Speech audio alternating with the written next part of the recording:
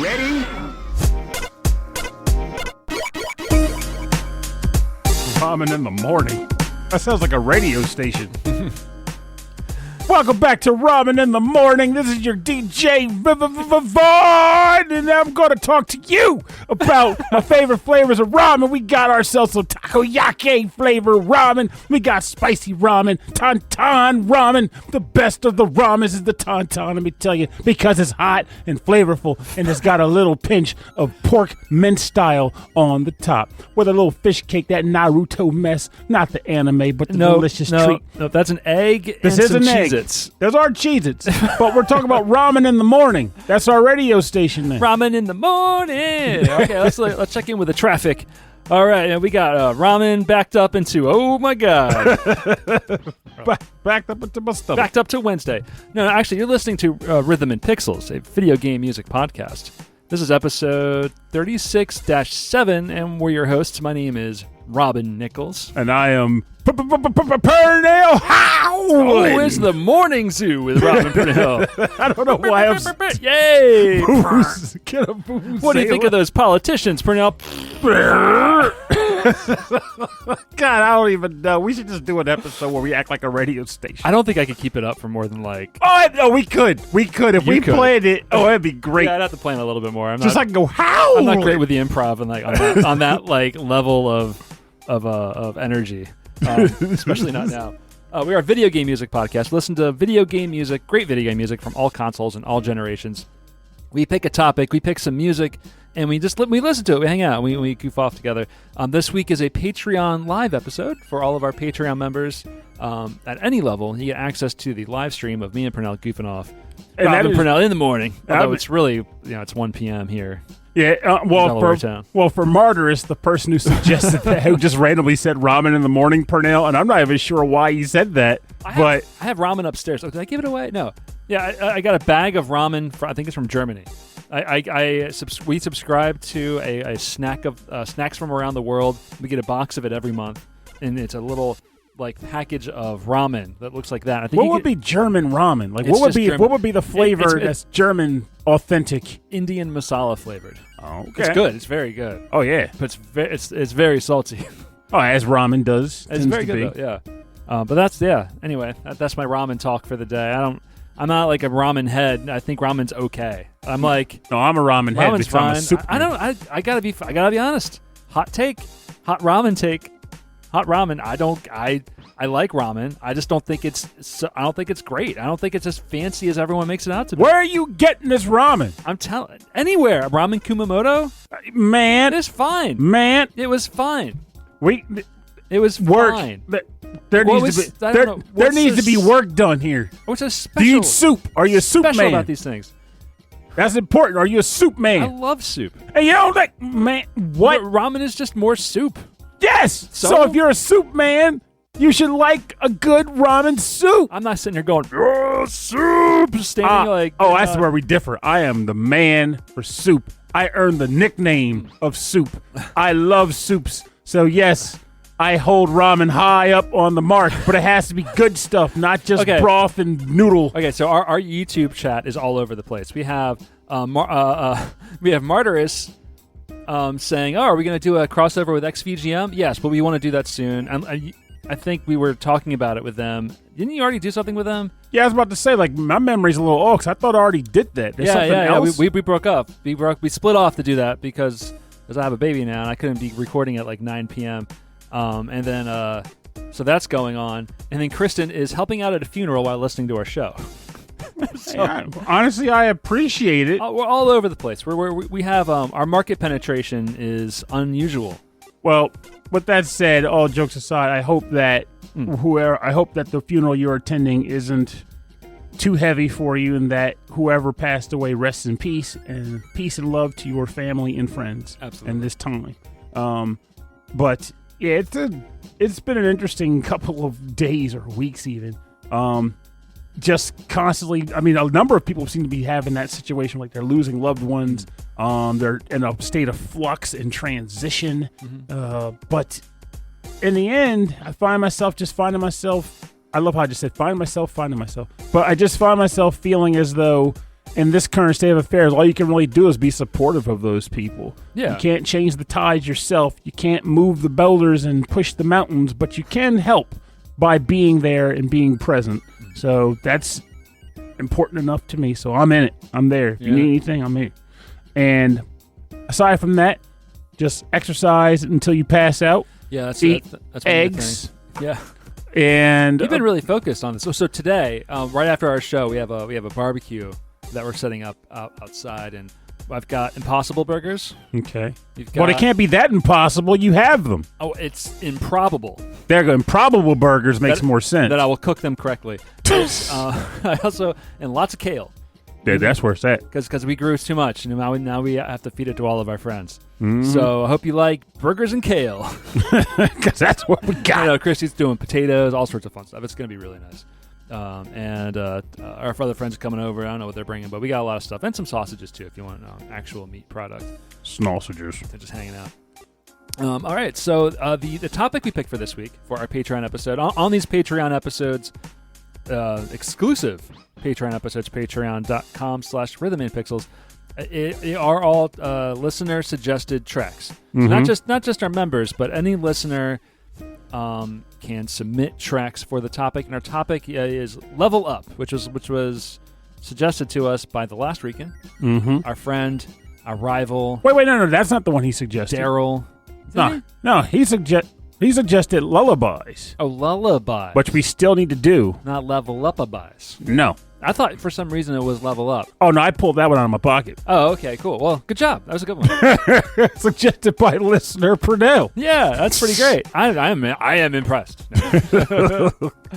Yeah, so which makes more sense now because it's a very like whatever you kind of interpret type thing, mm-hmm. which is good. So we have a bunch of suggestions. I put them in a document. Which, by the way, thank you guys for submitting. Yes. It was like we kind of came up with this topic very late in the shuffle, and we was a little worried. But then you guys came through and submitted some quality bangers in a very short period of time, so we much appreciate that. You think that now us doing the show every other week, we'd be more prepared. That is not the case. No, we're a fly-by-the-seat of our pants organization. Yeah, we started that way. We're going to end that way. But that's part of the fun, too, sometimes. We will die as we live, completely imposed. Yes! Yeah. Unknown. Which is why we can do things like ramen in the morning. We'll never see it coming. Doo-doo. See, that needs to be at the end of the episode now.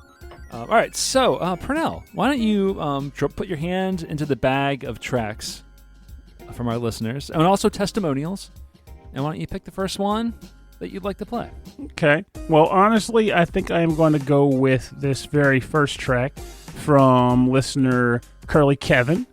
And this stems from the Mega Man X series, but particularly in this case, Mega Man X4. And this is the Get a Weapon track theme that plays in that game. Submitted by him, game released on PlayStation 1 and Sega Saturn. And I didn't write the composer down, but I'll have it in like 2 shakes of a griffin's tail. Nice. Also, it's Toshihiko Horiyama. You're quick. He wrote it down for me. Oh, he covered. Yeah. He covered my bases. Thanks for covering my bases.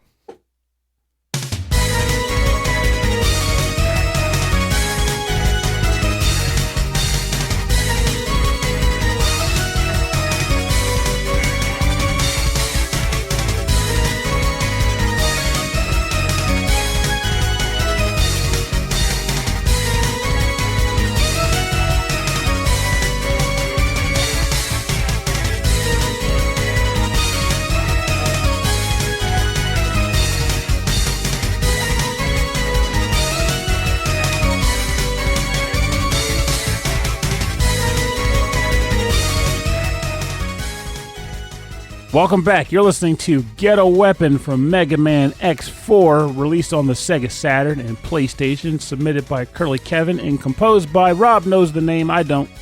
Oh, I lost it. Don't worry about it. don't even worry about it. I think it's Got a Weapon.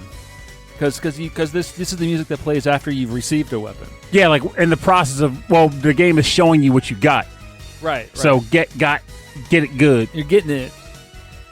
I love how we're arguing over the tents of weapon acquisition in the Mega Man X franchise. I don't think they were native English speakers, Robert. I don't care.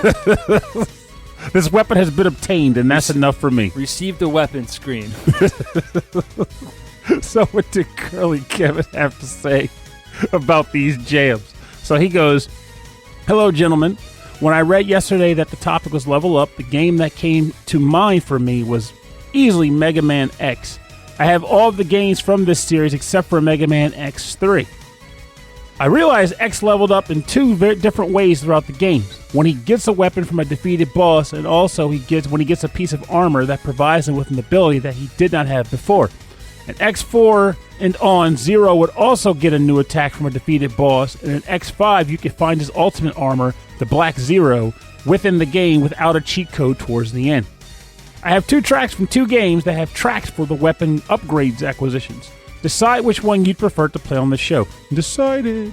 Both are called Get a Weapon. One is from Mega Man X and the other is from Mega Man X4. I've really enjoyed going back and listening to the X4 soundtrack in the last few months, and I just finished enjoying episode 358 yesterday at the time of this email.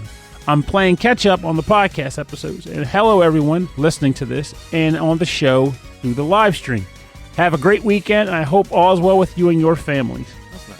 Mega Man X4. X4, that was PlayStation. Did I? I think I had X6. I had downloaded. I bought X6. I don't think I ever played X4. X4 was interesting. These games got hard for me. Like X1 and 2 and 3, they got progressively harder on the Super Nintendo. I've only ever played them like after the fact. Mm-hmm. Like in the future on an emulator.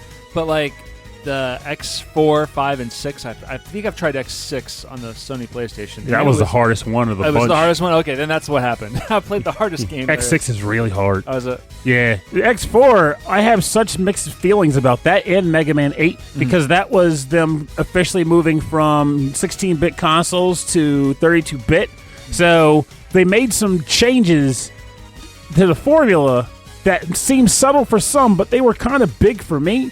Most notably being they started putting these weird breaks in between the stages. So you'd have like a half the stage, right, possibly a mini boss, but not always, and then a loading screen to load up the second half of the level. And for some reason, that drove me nuts. It broke the momentum of the stage play. And then the other thing, though, this is definitely more in contention, I hated the voices they gave to pretty much every character, especially Mega Man. Mega Man and Mega Man X. They later fixed it in X8, though. Yeah, not... So you don't like the high... Trying to get serious! Yeah, the really high voice, like, kind of... Yeah, because it didn't fit him. Like, just look at how he portrayed and what he does. All the stuff he does. When you first hear... Like, keep in mind, Mega Man was a franchise since the 80s, with Mega Man X being a franchise since, like, 91 or so. So... You've never heard him, with the exception being the 19-whatever, like, cartoon that we had in the States. And even in there, it was like, okay, I can see Mega Man sounding like that. So then you get this game, and it's like, no, it doesn't click. It doesn't click.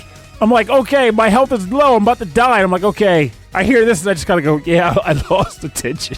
I don't even feel it anymore. But it doesn't change the fact that the games themselves are fun once you get past the foibles. I was talking to my cousin last night about like voice actors and some of the movies and animated movies that we like, and we were talking about Sonic, the Sonic movie, and I was like, Ben Schwartz is perfect. Like, he's so funny, he's already great, and then him in that movie is really funny.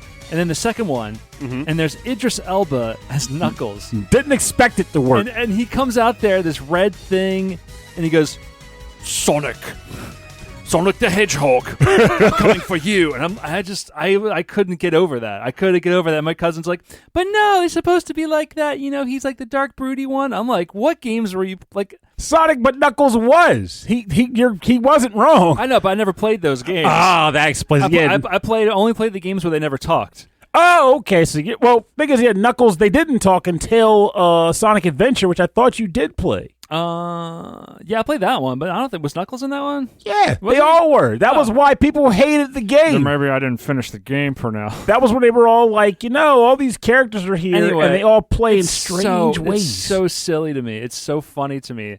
These like bright, cheerful cartoon characters getting all serious with like deep voices. Especially Idris Elba's voice is very distinct. But he was good in that, I will admit, because he created a good juxtaposition between how he acts and how Sonic acts, just like they are in the games and the TV show, up until Sonic Boom, in which they were like, Knuckles is strong and stupid. But before that, they were very much opposite ends of the same coin. Right. And I liked how they portrayed it in this movie, too. Wasn't Shadow the opposite? No, Shadow was just an edgy hedgehog. He was the hedgehog that listened to Limp Bizkit. And had a gun. And drove a motorcycle. He was Sonic in a midlife crisis. I get that. I get that now. I mean, I got that then. Which is why I was like, this is silly. I don't think I'm going to play this one. And then Sonic wasn't for me anymore. But you know what is for me? Is our listener, Chris Weisner, the wise guy. Oh, the wise guy himself. So he submitted a track to us. We're going to listen to music from Octopath Traveler 2. This is the Cait Battle.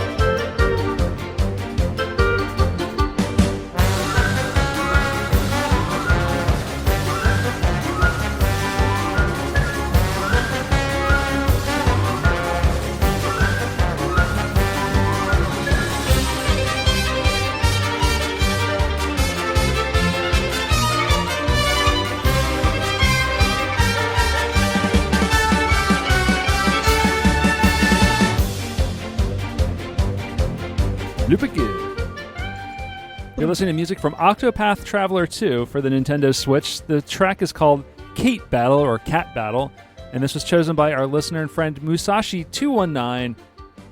Right? Yeah, the wise guy. Well, I'm scrolling through it. I almost said the wrong name, but yes, Chris Weisner, aka the Wise Guy, aka Musashi219, aka I think we're gonna have him on the show soon. Yes, which I'm really absolutely.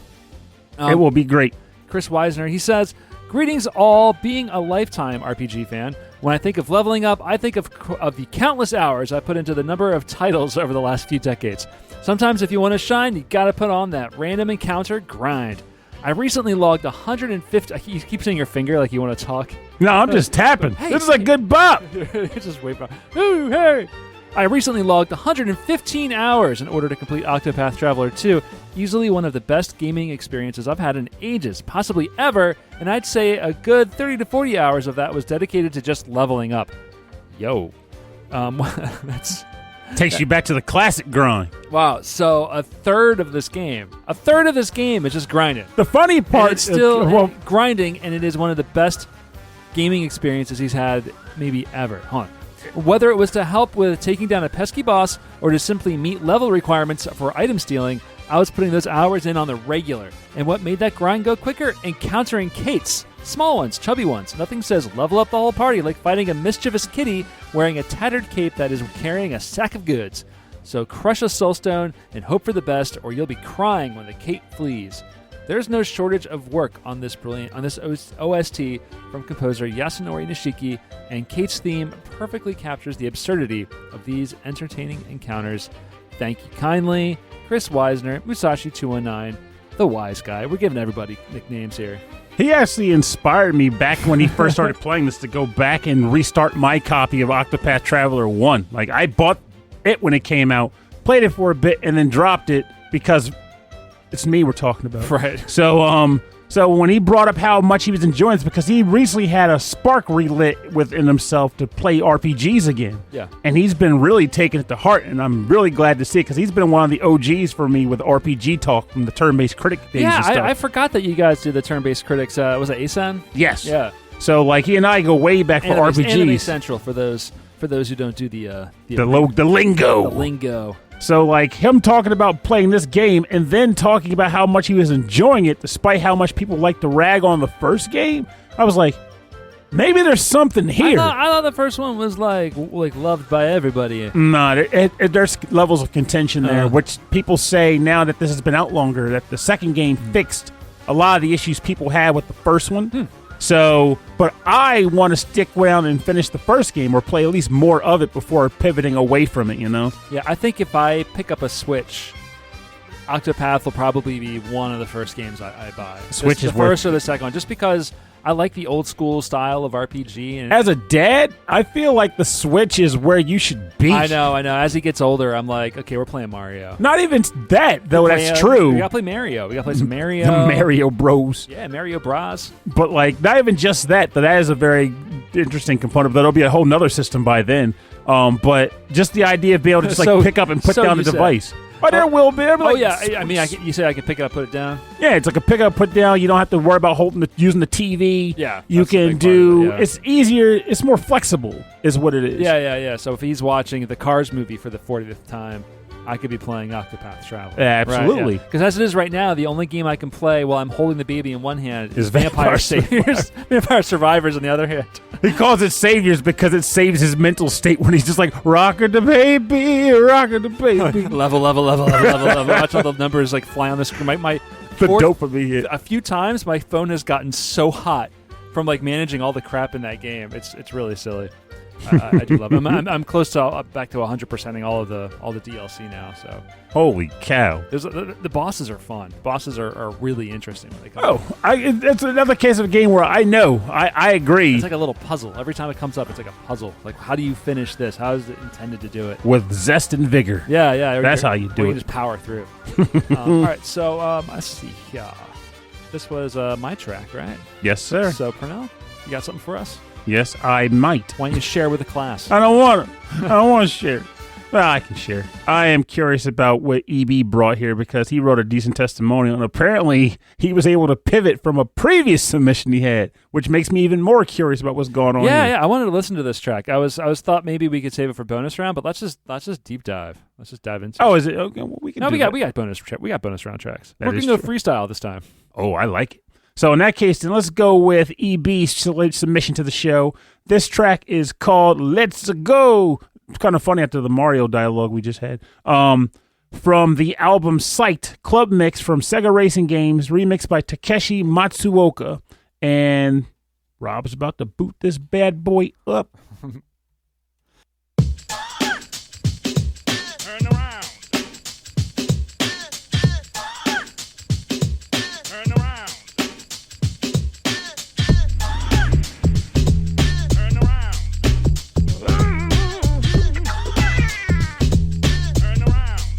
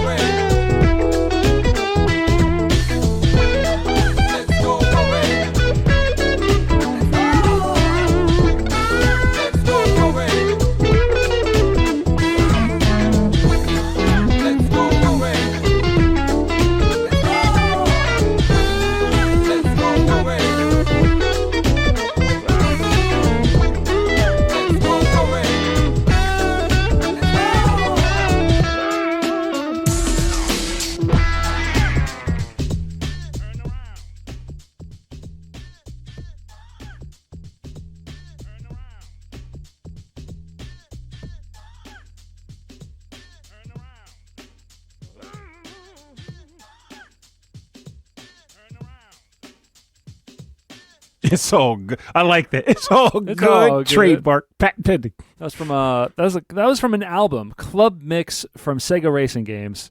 That was clearly "Let's Go Away," but like kind of a funky, I guess, interpretation of "Let's Go Away" Daytona Racing. Let's go away. Well, this is your track for now. It is. Yeah. Let's read the testimonial. Bum, bum. All right. Now that we've got this all settled out and we listened to some excellent music, let's see what EB had to actually say about the track that he submitted to the show. He goes, I decided to reuse an old submission from last March that didn't make the final cut, but I figured I'd try this again because it definitely fits the level up theme to a T in my book. This past January, I decided to go a little crazy and bought myself a copy of Daytona USA for Windows 95. That's awesome.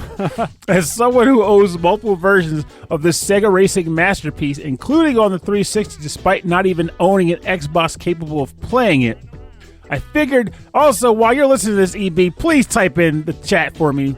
Like, is it just because you really like Daytona, like you're collecting every version of it or something? Give me some context on this, unless it's coming up. He said, I figured one more version wouldn't really hurt. I was curious to see if it was even possible to play it on a modern version of Windows. So I got the disc in the mail, stuck it into my laptop with Windows 11 on it, and sure enough, the game works out of the box. Remember those days? While you do have to deal with a menu bar at the top that you can't quite get rid of, it is perfectly playable. That's kind of rough. It's essentially the Saturn version, but in higher resolution and with slightly enhanced draw distance. Nice. Of course, it doesn't hold a candle to the arcade or most recent ports graphics-wise, but it still controls really well. There wasn't a whole lot of games I played this past February due to varying factors, but I did play this a fair bit and got to enjoy some nice blue skies, and honestly, blue skies are what we need for games these days.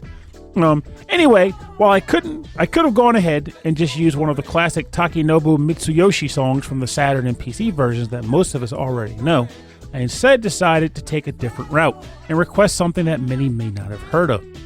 A while back on Discord, I shared with y'all this fantastic album called... There it is! That's why we heard it. There it is. Okay. I shared with y'all... We just like hanging out and just listening to the whole thing. Yes, yeah, okay, that's what it makes was. sense. I shared with y'all this fantastic album called Psyched Club Mix from Sega Racing Games. Yes. A very out there selection of remixes by Takeshi Matsuoka and Atsushi Ono on multiple mid-90s Sega Racing arcade games. Nice. It's got Daytona, of course, but also stuff that doesn't quite get remixed very often, like Wave Runner and Indy 500. Nice. I discovered one of the tracks uploaded to YouTube many years ago, and I was quite blown away that what I wanted to seek this album out, and when I finally got to hear the whole thing, I really dug it. In this particular track, Let's Go, it's an interesting mix of sources. You have bits of the King of Speed and Let's Go Away on there. You have Mitsuyoshi's vocals from Let's Go Away and Sky High welded together into something magical. To top it off, you have Hisaki Namiya from Manx TT Superbike telling you to turn around. This is such a jam that I still hum myself every once in a while. So, I hope this not only gets more listeners to check out that Psyched album, which is definitely worth a listen in its entirety, but also play a great Sega racing game. There's plenty of them, and at the very least, one of them will be something you'll have a good time with.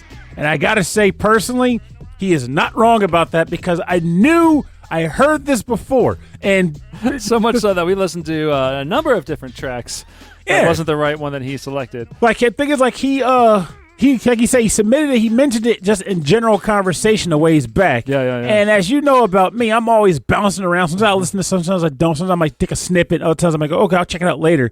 I booted this up with a little bit of time to spare, but was running like I was on the way to go somewhere. Mm-hmm. But I liked it so much that I just let it run in the car when I was driving to the grocery store. I like that it's not all just like the housey like sound for every track. There's like a lot of like kind of hip hoppy type stuff too mixed in there. There are so many like club remix, like Sega arcade club style remix like albums and EPs and things that they've released over the years that I'm really happy that they're on YouTube so that one, they don't get lost, and two, that I'm able to discover them also.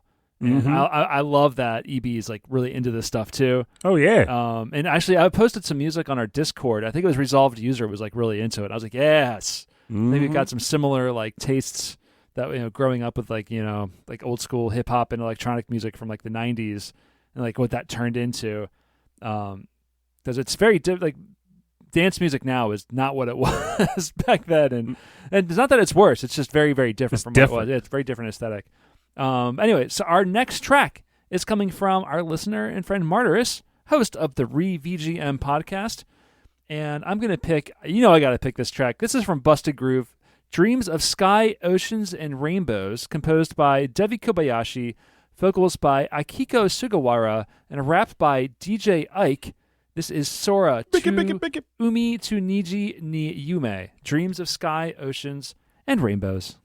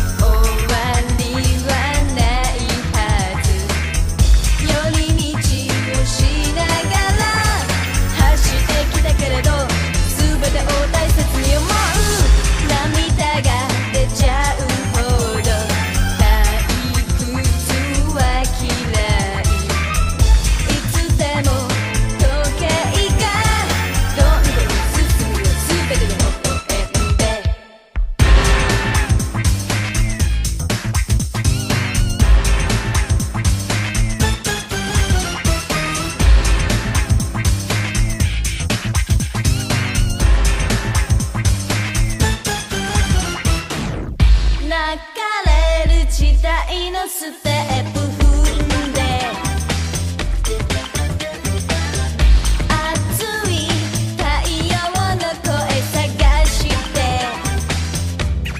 As we race for the goal, we find a common goal. He broke your heart, put you down, left you out in the cold. Now I try to ease the pain by dancing all night, but now it's my turn, I'm gonna make it all right. Never again will you have to cry. Never ever another tear in your eye. From now on, baby, it's me and you doing all the things that lovers should do too.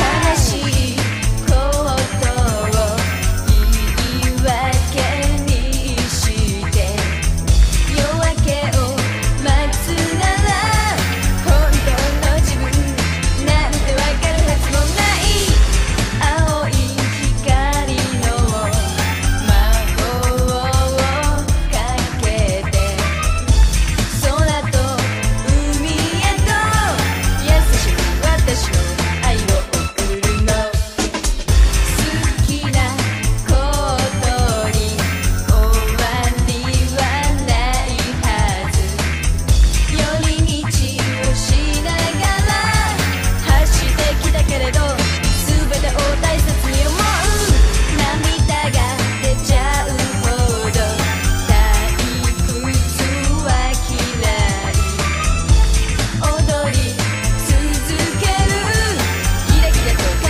いて七色の虹をいな浴びるまで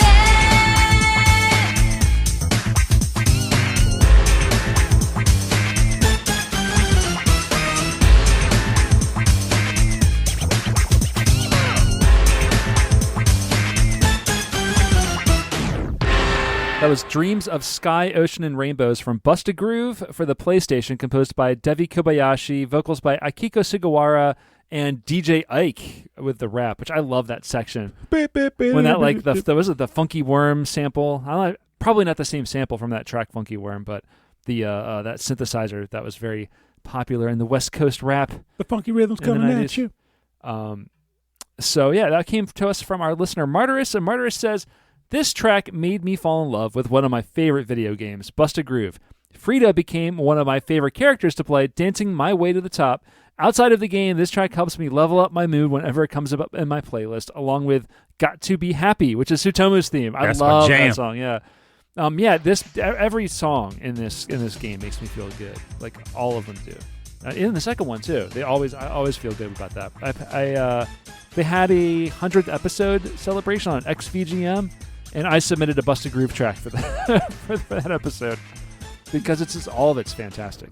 Yeah, it is funny, too, because, like, we were just talking earlier, like, yeah, this franchise, I wish it were still around, but and that's why I think a lot of people have forgotten or don't listen to the tracks these days, because it had a very short lifespan. Yeah. And I feel like it pretty much got tanked by the third game in the series that people don't even know about because, again, it didn't do well. Yeah, it came out like so when Bust a Groove 2 or 1 finally came out to the States. It was right about when DDR came out too. So like, and then no, it was before DDR. No. But like, it was on the PlayStation. There were no like even on the PlayStation. So like DDR came out in Japan in Yeah. '99, right? And in America, we started seeing them around like 2000, 2001. Yeah. But this came out in America like 96 or 97. Oh, really? Oh, okay. So that's just Oh, sorry, rephrase, 97, 98. Oh, okay. 96. So anyway, I learned about these games about the same time, and then I was like, well, these rhythm games I'd rather play with my feet, so I stopped playing. But then I stopped playing everything else. See, I was all about the button popping and all that because for me, and this goes back to something that came up actually in recent memory, I was just all about getting music in my games. Like, I was obsessed with hearing original music in video games once that started becoming a thing, right? So, like, I was talking, like, my friend's kid recently, he's a big fan of, Rhythm Tengoku, which is that Nintendo 2-button rhythm game. And Two button. it's like 2 buttons, but... So it's like, what's that one?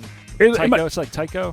Not exactly like Taiko, but the game is less about complex patterns and more about keeping beat to a rhythm. Okay. So I was like, do, stuff like that. But it can still get surprisingly tough. But like we were talking, and he tried to hit me with this notion about how I didn't know rhythm games. Like I wasn't as keen on them as he was. For anything else, I'd be like, okay, kids just don't get it. Oh, I'm I like, shut that young man down. He's a very intelligent kid. I shut him down. I was like, look here. This back is our in the, life. Yes, like in the East Coast, back in the day, there was, back in the like late 90s, early 2000s, there was a very small contingent. This was before DDR became big. There was a very small contingent of people that were like going to conventions and just like bringing like their library of rhythm games, like setting them up in the game room, as in the game room itself did not have rhythm games. We brought our games to get other people to play them. Remember back when you worked at EB?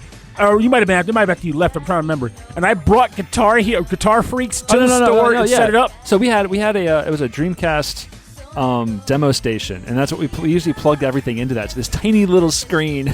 Yes. Yeah, we played that. We played a bunch of stuff off of that thing. I was like, "Oh, you mind if I bring in this game and we check it out?" So I brought my PlayStation in. I brought all the game stuff, and I just set it up on the Electronics Boutique demo station.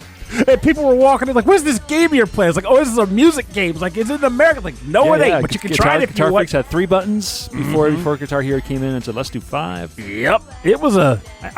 I don't know, man. I feel like Guitar Hero sort of like perfected the feeling of playing the game really well because it did. Because Konami and the whole Bimani like style of games, like they were so hepped on like when you hit the button, it's got to play the sound corresponding to the music. So if you hit the button at the wrong time, it's going to play the sound, but it's going to sound really off. Where with Guitar Hero and with all of the I forget the creator of like a harmonic style of games, is that the track just plays as long as you're hitting it on the beat. If you miss it, that's when they just stop the track completely. So you're never so if you're playing it, no matter how good your timing was, it always sounded like you were playing perfectly. And Guitar Freaks or Guitar Hero? Guitar Hero. Yeah, Guitar Hero. Yeah, no matter what. But in Guitar Freaks, poppin' music, Beat Mania, you're playing the music. Oh, I got a great score, but it might sound like total poop. Yep. Yeah. And the thing about it always drove me nuts back then. And again, that's why I was hitting him with all this stuff to the point he was like, you're right. I was like, you're dang right, I'm right. I know my stuff. But like when Red Octane started releasing guitar controllers that people could use to play Guitar Freaks with, because they knew people were importing the game, they're like, we might get some money off of this. Yeah. They had 5 buttons already.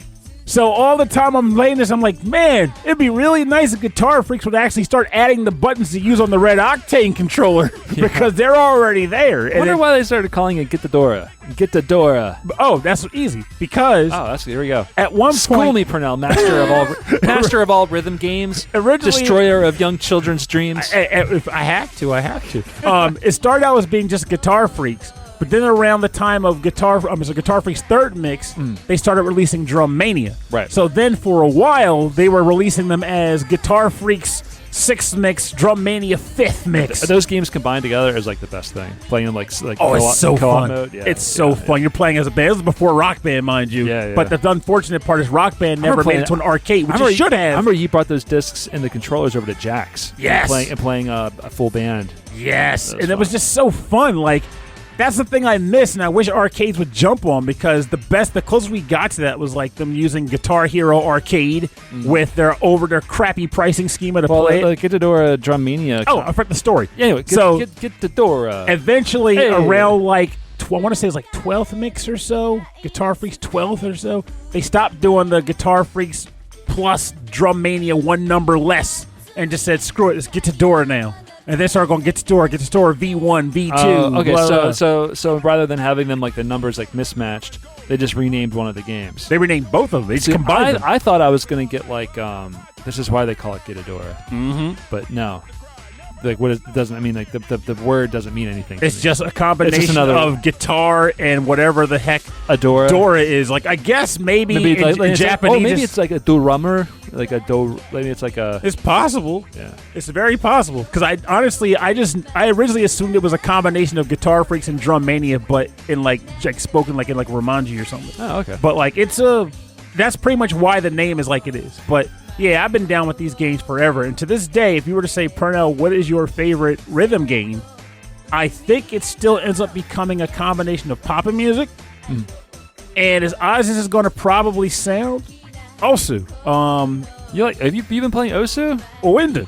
Well, the problem is Owinden also died, but Owinden is really, really good. Because I'll say like I play ITG.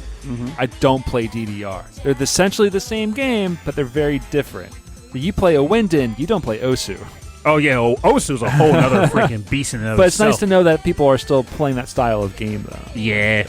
And I'm always happy, like, your nephews will talk about us, and I was like, oh, wait, you're playing that? I had remembered it when it was called Owinden, and I was like, talking about it with him. Yeah. He explains how much harder it's gotten. But It's gotten crazy hard. I took this on a long tangent, but overall, the point is... Well, we talk about rhythm games. This is what we start doing. Oh, yeah, we go down the rabbit hole. Too Many Games is coming up. I'm probably going to head up there a little earlier. One, to set up, and two, to, like, play stuff. Play yeah. some stuff, because their arcade is always really good. Yeah, it is. And maybe if we get there earlier, there won't be as many people at the show itself. So, ta-da! Just get use out of it. So, Oh, right, yeah. Well, I mean, you never know. It's much bigger now. So I'm not holding out for to be pleasantly surprised, but I'm holding out to be a little surprised. a little surprised. Yeah, I'm sure it'll be fine. enjoyable. It'll be fine. Yeah. So, all right. So our next track is yours, right? Yeah, that was me. So it's you. Ooh, snap! I better Um, pick something quick. Yeah, we're kind of running out of submitted tracks, so I think we brought some on our own, right? Yeah, we did. So actually, I am going to bring up one of mine because this will be a good opportunity to do so. So this is a track that I actually was going to play. I actually was thinking about this. Like, as people don't know on the show, I've been working my butt off trying to find another job, but also trying to get into better shape. So it's been like a weird 1-2 punch. And a part of me was like, if I ever, people like on social media, they'll go, oh, I got to announce X thing. So they make a little quick video with some music and they get all stupid about it. And I was like, if I got a new job, I feel like this is the track that I would play, i.e. level up to on my video. So this comes from the game Lunar Silver Star Story Complete. And this is called Winners. I don't know why I find this to be the track I'd want to do it with, though. I might just say maybe play the Grandia track with it because this track is really short. That's okay, because we're running out of time. Oh, in that case, then this is composed by Noriyuki Iwadare, and this is called Winners from Lunar Silver Star Story Complete. Also, that other track, the gotten a weapon, received weapon, was so short.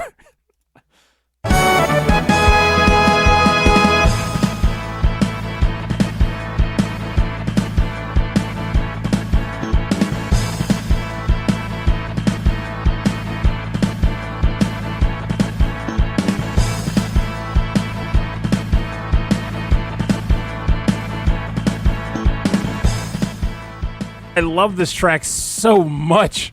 Yeah, like, we can play with it. Yeah. So this is called Winners, and it's from the game Lunar Silver Star Story Complete. This is one of multiple victory themes that can play during the game, and yet keep it playing out with the loop. No. I was gonna say like name what's something that you would want to celebrate right away. Oh, if I got another job.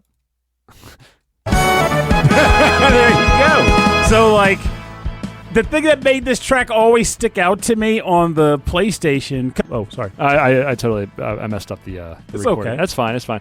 So yeah, there's a lot of different like you beat a boss track, you got an item track. Yes, there's like at least 2 tracks in this game that can play when a battle is completed. There's more potato salad. Oh God, no! You turn that off. That is not for potato salad. You do not play this for potato salad. You play that game over mess for potato salid. Hey, Nasty glop. Bro, there's 2 beers in the fridge for you. Oh, now we're talking. Get on the level. Yes, some freaking Leinenkugels, hook it up. But like, so in this game, the thing that made it stick out and why I think it's stuck with me is that when they win the battle and this track starts to play, the characters have a little nice animation to them. Don't you dare! Don't you dare! Where they'll just kind of hop around. It comes like a basically like a 2-frame animation. Where it's like pump your fist, bring it down, pump it up, bring it down, pump it up, bring it down. So I was like, it'd be kind of funny if I got another job or something, and I just did an animation where I'm just like jumping up and like pushing up with both arms, coming down, and doing a full squat, and then jumping up with my arms in the air again. So wait, so when you do like a squat thrusters, or they call them cheer squats in the gym, do you? Like, Squat thrusters are different. Do you? Oh, are they different? So you're thinking from a chair? Oh, cheer. Oh, cheer. Cheer thrusters, how they used to call them. That's a cool name. Well, for I it. mean, at But yeah, basically I gym squat, that was at. I stay feet flat. Yeah, and then you come I up. squat to my butt. My butt is practically touching the floor. Oh, and then you come up. And then I come all the way up, and then I extend my arms with the weights to the ceiling. Yeah. So do you imagine like rocket?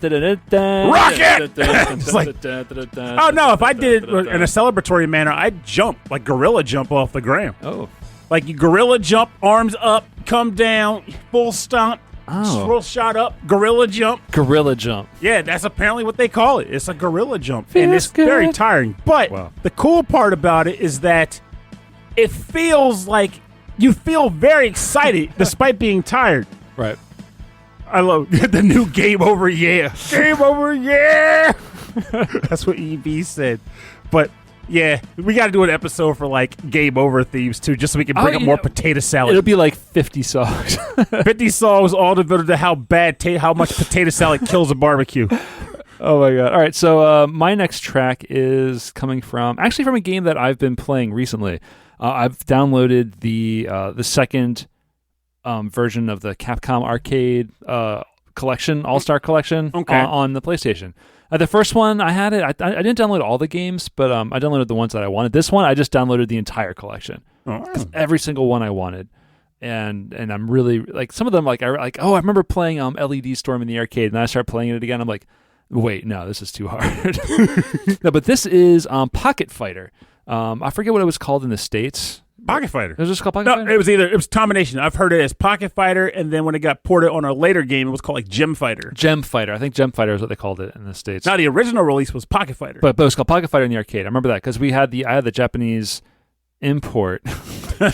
And you started the game with it always goes Poquito Fighter, and I'll go like yay. Yes. But I'm picking a track from this game because as I was playing it, I forgot that like as you collect gems, it goes like level up, and that's how you get your level meter in the game. And that's when Felicia becomes Mega Man for some reason. For some reason, we're gonna listen to a track from this game. This is the Amazon float rental shop, Safril. This is from Pocket Fighter for the arcade. Music composed by Isao Abe, Yuki Iwai, and Setsuo Yamamoto.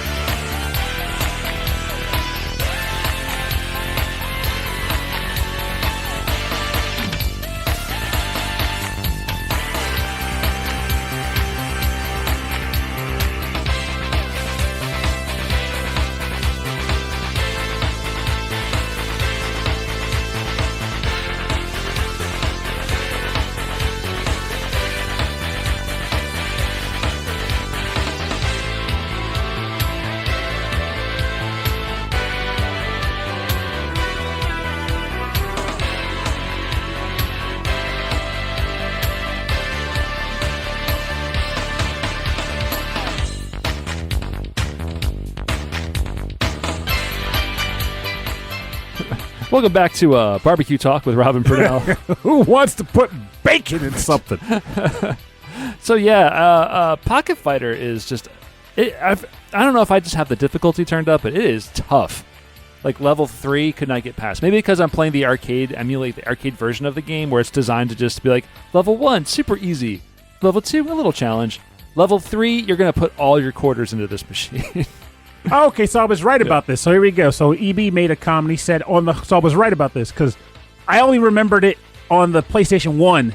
And he said on the home ports outside the PS2 Alpha Anthology, they were only called Pocket Fighter. Because I remember, because when it first came out, this was when Game Fan magazine was still a big deal. Game Fan was showing all the weird transformation abilities the characters got. And I loved those. Like, that made the game awesome to me. Did you play competitively at all with this game? This game, no. And this game is a 3-button game. You have a punch, kick, and like a combo smash type thing. And I think that was it. Okay. But yeah, I never got. I mean, me and my friends would play this game, but I never got into the competitive like thing with it. It's deep though, because like the combo system, it's got like an alpha counter type thing. Mm-hmm. It's got a crush counter with that crush combo counter button. So there's a lot to get into, and that's one of the reasons why I downloaded the arcade collection, the newest arcade collection. It had this game. And it had both Vampire Savior games. Okay, that's another franchise that could totally use a revival. Oh yeah, wasn't that the one where like there was like a game that had a bunch of characters? Maybe it was Marvel Capcom 2. That people were like upset because they brought in all these characters and gave them nice renders, but then when they put Morgan in, it was just her old Morgan sprite. Yeah, I think that was MVC 2. Yeah, because everyone's like, oh, everyone looks cool. They're from Alpha and whatever, and then Morgan looks like she's just lifted right out of our old game. Out of the old game, yeah. That's not how I felt anyway. He probably heard me complaining. I want to say, can you remember the last time you played a game that had a Darkstalkers in it? Like for me, the last game I played that had a Darkstalkers character, and it was probably a cross between Cross Edge on PS4 or 3 and Project Cross Zone. And that was also like Morrigan and Dimitri and them. Yeah, I played Marvel Capcom 3, which had Morrigan in it, and she was pretty good in that. Her air dash was at a weird angle, though, so I never got really good with her. But that was fun. I can't remember. Some of them were in the background of Street Fighter V, I think. And none of those characters were in Street Fighter. Which, by the way, are you looking forward to Street Fighter 6 in a week? You know, I've been out of the fighting game scene for a while, so those games take so much dedication. Maybe. I need to get an adapter for my stick, though. Yeah, because all I have is a PlayStation 3 stick. Oh, we're in the same boat then. Right. So, and those don't work natively on 4 or 5. A friend of mine posted a link because I was cleaning around my house and I found an unplayed, like it's mint condition Injustice PS3 fighting stick. I remember that. Yeah. And like my friend Sarah posted a link to like a dongle that you could get. Yeah, it's a company called Brooks. It's called like Brooks Fighting Edge or Brooks Fighting something or other, and it's essentially like a universal adapter. Because for the longest time, they only made adapters that were like for one system to another. This one specifically to this one specifically, and they make one now that's like almost universal. And that's probably what if I'm going to play, I'll do that because I don't want to buy a whole other stick. Yeah, I have was a version 1 tournament edition for Street Fighter 4. And I used that in Street Fighter 5, but that's only because in the game you had to flip there was like an in-game switch that would allow you to play on a legacy controller, and that was really nice. But I don't think they're going to do that for 6. Yeah, which makes me sad because they can get that money. I'm part of some custom fighting game stick and controller groups on Facebook. I like to see what people come up with, and there's so many different designs and variations, and not just people adding lights and stuff. People make the whole thing buttons. Some people make all buttons. Yeah. So instead of a joystick, it's buttons. Some people actually put I feel up, down, left, right keyboard buttons instead of a joystick. I'm trying to picture doing a quarter circle or a half circle with all buttons. Yeah, you can do it faster actually. I can see how you could. Yeah. You roll your finger across the buttons, you can combine the load between multiple fingers. Yeah. So I can totally see that. Part of the issue that a lot of people have is that one, you can execute things faster that way. But then again, I'm but people have always fought, as a handheld controller against joystick. No one really cared about that. The big thing is that because it's buttons that you can hold left and right at the same time. So what would that do? Well, it depends on the game. Means you can actually always be blocking and moving forward. Exactly. Or you can have an advantage on certain moves and do things like maybe a frame or two faster. And in competitive, high competitive play, those 1 or 2 frames can mean all the difference. But for people like me, I don't care. You just want to have fun. I just want to have fun. And a lot of things with fighting games is that like I don't usually enjoy them unless I'm playing against like people. Mm-hmm. So, and I don't want to.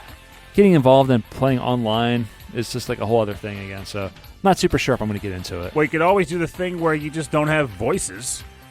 No. I mean, like just getting online and playing a match. Oh. Yeah, people. I never played with voice chat, not since 360. Yeah. And even then, I turned it off half the time. You and me both. You can only be called obscenity so many times for no reason. But you say, I'm done. I got Friends a lot of only. hate for playing Abel in Street Fighter 4 because no one expected anyone to pick that character, let alone to be good at it. You're not playing the game correctly. Why? Because you're not using the characters I've sanctioned. Well, he's a mix-up character, so it's like, yeah, you're guessing wrong. You're guessing wrong, and it's working for me. You're guessing wrong because you're not used to playing as someone that does this. It's like this is like a quick thing for me. The closest I've had experience to with this, like the Pokemon scene. Where there's Smogon. Smogon is like the unofficial tournament vibe for Pokemon games. So they will ban moves in Pokemon and different things because enough people complained about it. But they'll ban stuff that there's ways around it, but they don't like that they exist because you have to be prepared to counter it. It's like, okay, so you're telling me you need an evasion clause because you have to be aware that some Pokemon work well by being evasive, so you have to plan for that. But you want to be able to just use Fire Blast or whatever frickin' move you want instead of having a contingency move? That's ridiculous. I think Pokemon's very unique in that, like, if I'm playing a fighting game, everyone's got different, like, moves, right? Mm-hmm. But everyone has the same number of moves and the same types of moves, like projectiles and throws and highs and low hits, kicks and punches, all that stuff. But you go into Pokemon, it's like, this is the only Pokemon that shoots water this way. This is the only Pokemon that doesn't move like this. Or these are the only Pokemon that do evasion moves. Not necessarily, right? Though I get what you're saying, though. Like, it's not like there's a move pool and a ton of Pokemon can learn a ton of different things, right? So I just realized who I'm talking to. I'm the Steel Gym Leader, baby. So you can build multiple Pokemon in multiple ways.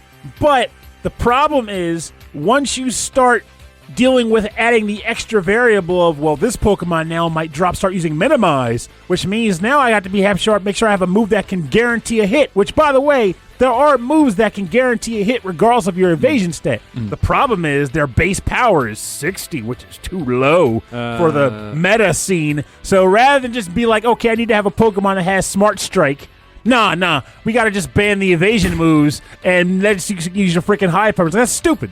I like to play with trickery mechanics. We gotta move on.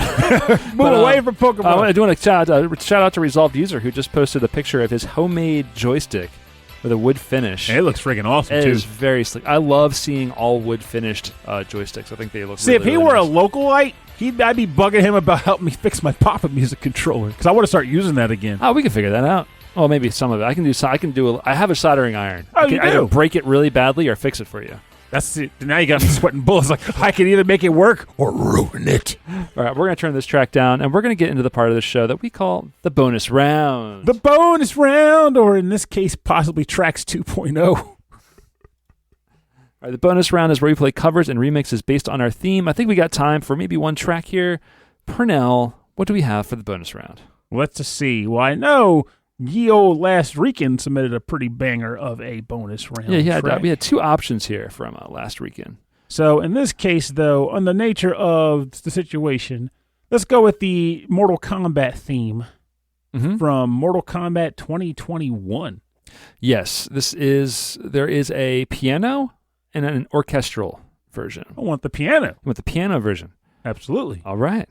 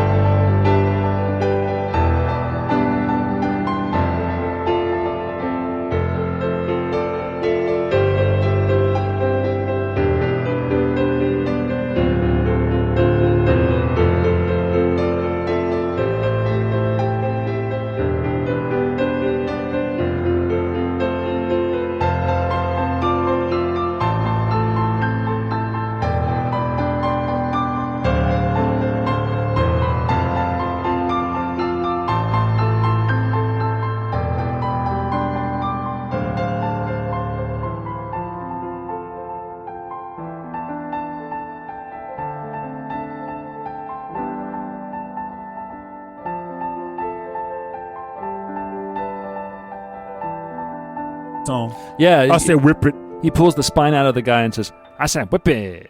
Whip it good. Licorice whip. Spinal whip. So welcome back. You're listening to a piano cover from the theme to Mortal Kombat 2021 submitted by The Last Rican. And this is what he had to say in response to that bonus beats track. Once again, congrats to Rob on becoming a father. Thank you. Second, recently started listening to the SML podcast and Shujin Academy VGM club, so shout out to both of those podcasts for keeping me sane during my workday. If Joe is even listening to this, I think he'll be appreciative of that, actually. Now on to the topic. Mortal Kombat is a game I played way back on the Sega Genesis and grew to love playing with my younger brothers. As we got older, so did Mortal Kombat. My brother David always chose Scorpion, while I always chose Sub-Zero. So for there to be a new Mortal Kombat on the horizon, rebooting the series from the beginning with today's graphics, well, I guess I better level up my skills. Wow, hope all is well, and see you all for the Summer Games Challenge, which I actually need to put some thought into. Oh, that's right. Are we going to put like new parameters around the Summer Game Challenge? There's never any real parameters. It's just the same. I just like play your stuff. Play your stuff or Pernell breaks your legs. No, I'm not breaking legs. If anything, it's more like you cheated the system and you cheated yourself, because the whole point of the Summer Games Challenge is not bragging rights or nothing. Play. It's to play your stuff, and even more importantly, talk about it with people who are also playing their stuff. Yeah, it's about getting involved in the community of players. Yeah, I mean, I can sit home and play video games alone and talk to nobody about them till the cows come home, which in some respects I do, because I go to work. No one at my job cares about video games. I like the idea of you playing games, talking about games with the cows. Like, hey guys, shut up! I didn't cheat. No cheat codes. You're silently judging me. I know you said we don't have time to play it properly, but I do want to put it in the show itself. No, we're going to move on to the next one. What's the next one? All right. So this next bonus beats track comes from Martyrus, actually. This is a cover to the Cassiopeia remix cover. I love how I said the cover twice. From Pokemon Scarlet and Violet, composed by Minako Adachi, Junichi Masuda, Go Ichinose, Hiromitsu Maeba, Turo Taniguchi, and Hitomi Sato, but remixed by Jay Pence.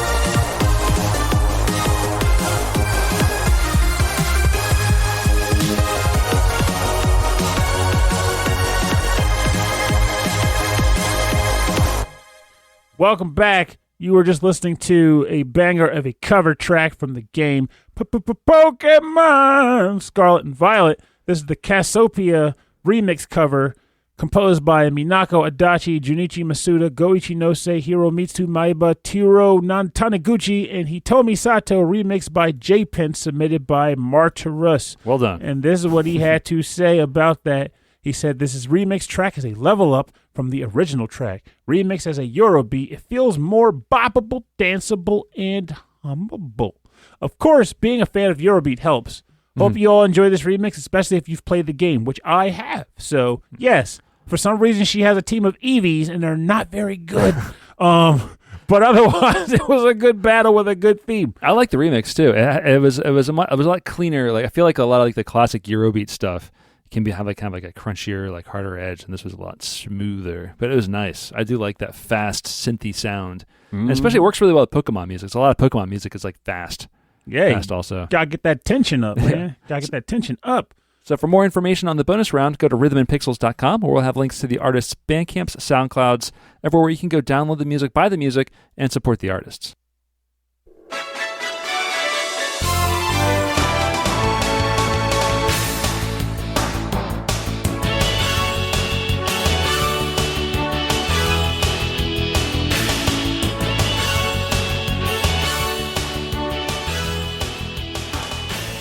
Hey, Musashi with the key line back up. 2 key lines. All right, thank you for joining us on episode 36-7 of Rhythm and Pixels. This is our level up episode for our Patreon members, recorded live on a Saturday in the afternoon. Oh, thank you, everybody, for joining us on today's episode. We're going out on this track from Grandia, picked by Purnell. This is another one of those tracks I like listening to as a sort of like, I know it's kind of like overlaps with the victory themes a little, but I feel like when you level up in life, when you level up in age, when you level up in anything that you feel semi-proud of, the sense of victory and accomplishment always comes to mind, which means a natural connection to that is victory themes, which this is one of my all-time favorites that I play, like, frequently. Yeah. And just listen to it. I like that this track actually had like a little ending to it, too. It's very cute. I haven't played Grandia in ages. I've been wanting to go back to it recently because to me it's like one of there's very few games like it in the scope of the experience and up for a while even the combat, because Grandia originated the style of combat where you can interrupt enemy attacks and you have a shared timeline. Yeah, it had a lot of new ideas that were executed really well. I feel like they really refined it. And in my mind, I'm remembering Grandia 2 anyway. Yeah, Grandia 2 did more of that. Yeah. But then the added aspect to it that made Grandia 1 stand out, even though 2 was more technically superior, Grandia 1's plot, even though they ultimately threw the whole end of the world in there at the end, the overall premise was just a boy saying, I like the idea of going out and seeing the world. Yeah. I'm going to do it. And him and his friends decide to sneak out of their hometown, and they go to the end of the world and discover that that's not the end of the world. The world is bigger than they knew. So now they're exploring that, and everything you come across is just them coming across events while their overall intent is just to see what's out there. Well, not not a group of friends going to the end of the world, but we have a couple of podcasting friends coming to the end of an episode. Who are those people? Segue. Robin Purnell, thank you for listening to the show. If you want to get in contact with us at the end of the world, please send us an email at rhythmandpixels@hotmail.com. If you want a full RE end of the world. RE end of world. Don't worry about it. For a full track listing of this episode and access to all of our episodes, please go to the website www.rhythmandpixels.com. And if you'd like to listen to more great video game music, go to our YouTube page, youtube.com/rhythmandpixels. We have a 24/7 YouTube VGM, it's all video game music, 8-bit, 16-bit classics, and deep cuts. So you can check it out there. And if you want to support the show, the best thing you can do is tell people about it, or you can go to Patreon, patreon.com/rhythmandpixels, where you can get all sorts of access to all sorts of cool stuff. Like at all levels, you get access to our monthly live streamed episodes. So you also get neat stuff at the higher levels. You get our stickers. There's What are they? They got mugs. We got T-shirts. Maybe Garbage Pail Kids someday. Purnell's going to give away his Garbage Pail Kids. Maybe. He's got to get rid of some stuff. You may get boxes of Purnell's stuff. I do have a lot of duplicate That's Garbage Pail Kid cards. Maybe we can just that can be a side deal. But at the end of every episode, we like to thank our members at the highest level. So we want to thank you very much to Brooke, thank you Corey, and thank you Khalid. The three of you, thank you very, very, very much. Thank you kindly. We also want to thank Kristen, GameFan44, Martyrus, host of the ReVGM podcast, Mike Myers, Fashion8060, Super Game Station. Find them at www.supergamestation.com. Antmaster, thank you. Oh, thank you very much, Antmaster, for the email. Yes. That was very, very cool. They always feel nice to read when you're at work, too. Yeah, when they come up and you're like, oh, that made my day nice. a little bit better. Yeah.